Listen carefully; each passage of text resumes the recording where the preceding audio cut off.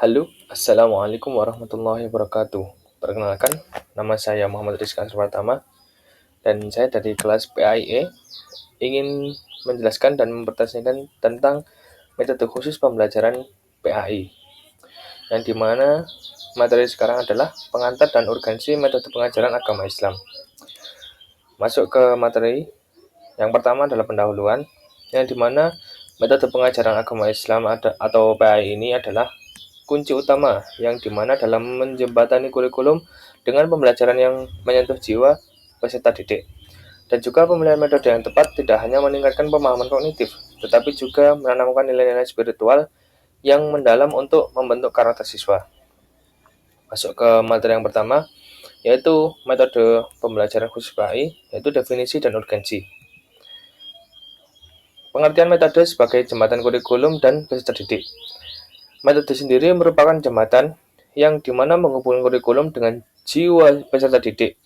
Metode yang dipilih harus mampu mengalirkan ilmu dan juga nilai agama secara efektif, dan juga memastikan bahwa pembelajaran tidak hanya berhenti di ranah kognitif, tetapi juga menyentuh aspek afektif dan juga spiritual peserta didik.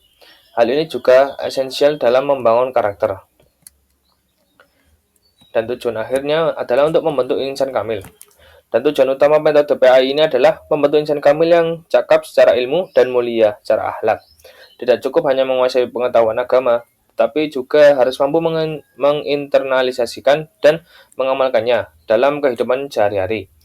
Metode yang tepat mendorong penyatuan ilmu dan juga moral dalam pembelajaran keagamaan. Yang selanjutnya adalah ketetapan metode dalam pembentukan afektif dan juga kognitif.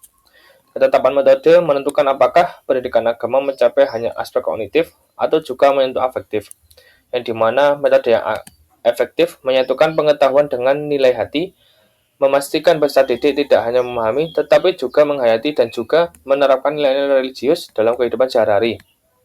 Hal ini juga penting untuk membentuk karakter Islami yang utuh dan juga berkesinambungan. Dan selanjutnya adalah faktor dan landasan pemilihan metode PAI, yang dimana terdiri dari variabel penentu, yaitu siswa, guru, tujuan, dan juga fasilitas. Dan dimana pemilihan metode PAI ini harus mempertimbangkan 4 variabel utama: karakteristik siswa sesuai dengan usia dan juga gaya belajar, kompetensi dan kepribadian guru, tujuan pembelajaran yang jelas, baik hafalan atau praktik, serta fasilitas yang bersedia seperti alat peraga dan juga waktu belajar. Kombinasi variabel ini juga menentukan efektivitas proses pembelajaran. Dan selanjutnya adalah landasan teologis, psikologis, dan pedagogis. Metode PAI ini berlandaskan pada 3 fondasi penting, yaitu teologis, yang bersumber dari Al-Quran dan juga Sunnah, psikologis dengan memahami tahap perkembangan anak, dan juga pedagogis yang mengikuti teori pendidikan modern yang dimana sejalan dengan nilai-nilai keislaman. Ketiga landasan ini juga memastikan metode relevan dan juga kontekstual untuk zaman sekarang. Dan selanjutnya adalah prinsip utama, yang dimana mencakup adalah motivasi, efisiensi, individualitas, dan juga aktivitas.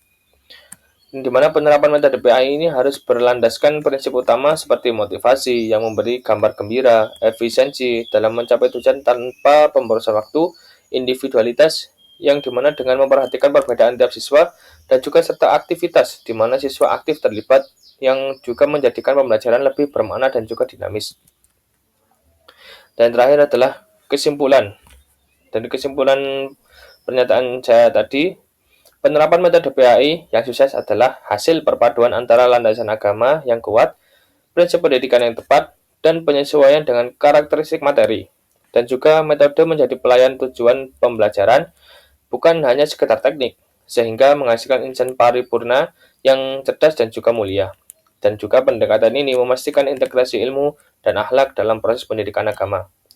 Sekian presentasi dan penjelasan dari saya. Apabila ada kekurangan, mohon dimaafkan. Saya akhiri. Wassalamualaikum warahmatullahi wabarakatuh.